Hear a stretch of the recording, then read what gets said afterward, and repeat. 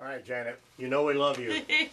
But come on in here and give us the bad news about Mercury retrograde. I'm actually kind of surprised you let me in the studio knowing that I come with such bad news. Yes, Mercury, the planet of communication, has stopped its forward motion, and it is in the sign of Virgo.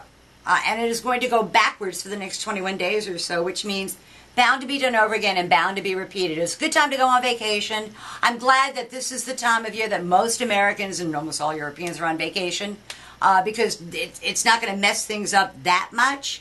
And wherever Virgo is in your chart is where you can expect there to be problems. So I thought I would tell people what they can look forward to for the next 3 weeks or so. And hit it and get it. Okay, so for Leos, it's in their second house of money. So it's about money matters. They have to be really careful if they're going to be contracting to do something, that they have a very clear idea of what they're obligated to, that if they're buying something, to make sure that it's what it's cracked up to be. It's the kind of thing where banks, just any kind of financial thing, you want to check your numbers twice, 3 times, just to be sure before you go ahead and believe it.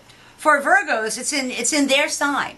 So Virgos are normally very loquacious to start out with because Mercury is our ruling planet, and a lot of times you got to rip our fingernails out to get us to shut up. The next 3 weeks are not going to be any different. Virgos are going to be very opinionated, and they have to be really careful with the words because they can end up eating them. So they got to be careful with what they say. And they don't taste good either. And for crying out loud, don't criticize anything because you'll get the job to fix it. And Virgos are always going, oh, you should do this and this, and that's how they get the job to fix it. And then they complain about it. For Libras, Mercury is in their 12th house, and they have to be careful. Jupiter is in their first house, so they've made brand new starts over the last year or so. And they've really overcome some serious obstacles. They have to be careful that it doesn't go to their head, that they remember that they didn't get there alone, and that there were people that helped them get there. And you don't turn around and go, oh yes, to the little people, and kind of toss them aside, because that will get you in nothing but trouble if you're a Libra. You want to make sure you realize that it was a group effort that got you there. For Scorpios, it's in their 11th house of hopes, wishes, goals, and objectives. Scorpios have to be really careful because they're going to be talking to their friends and their colleagues and trying to enlist the help of their friends and their colleagues. And their friends and colleagues are going to go, yeah, we support you, we're on your side. And then when it comes time to do it, they're not going to do it. Exactly. So I, again, always feel bad for Hillary Clinton when I see stuff like that.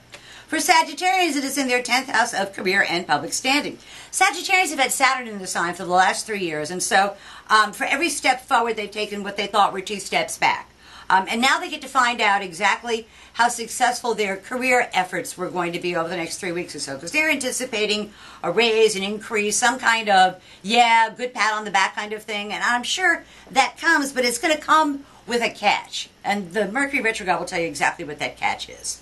For Capricorns, it's in their 9th house of the law. Legal matters, educational matters, important matters at a distance, and they want to check everything twice. They want to, if they believe that the law is on their side, they want to read that law themselves just to be sure. And I'm not saying don't take the advice of your professionals, but make sure the professionals that you're asking advice of know what they're talking about. Okay. That's the kind of deal. For Aquarians, it's going to be much like Leo, but it's going to be in their 8th house of other people's money, other people's resources. And this is a matter of things not adding up, accounting not being the way you think it is. You think you have more money than you actually do. It's a great time to bounce checks. It's a great time, for any kind of financial confusion is very likely over the next 3 weeks or so. And they should wait to sign contracts or any kind of agreements and know what the interest rate is going to be.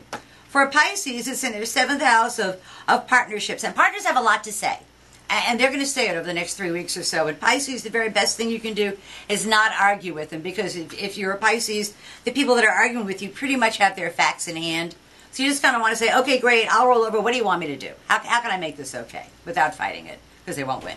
For Aries, it's in their 6th house of work. And Virgos, for Aries, Virgo is responsibility, and it's a time for Aries to take on additional and new responsibilities. And they have to be careful, again, what they volunteer for is these are the kind of responsibilities that show up after you criticize something.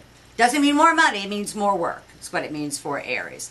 For Tauruses, this is a great place. If Mercury's going to be retrograde someplace, you want it in your 5th house of children, sports, amusements, pleasures, love affairs, fun things. You want to be able to do those things over again. It's a good time for a little vacation. It's a good time just to kind of indulge yourself is really what Pat will need that. Oh, yeah. Yeah, I'm all for that, like a spa day or something. For Geminis, it is in their 4th house of home, and our president is a Gemini. And when Mercury's in your 4th house of home, you really want to keep your thoughts to yourself.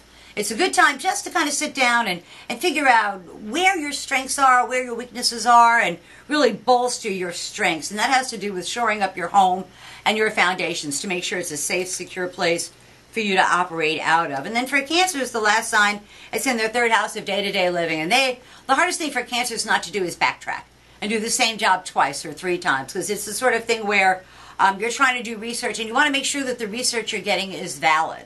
And you don't want to duplicate your efforts is the biggest challenge for Cancers. And they get sometimes so engrossed in the teeny-weeny small picture that they miss the big picture. So that's tomorrow's news today for the 12 signs of the zodiac. And that's where you can expect Mercury to just wreak havoc in your life over the next 21 days or so. And I know you'll keep us posted. I will. See you next week. Always a pleasure.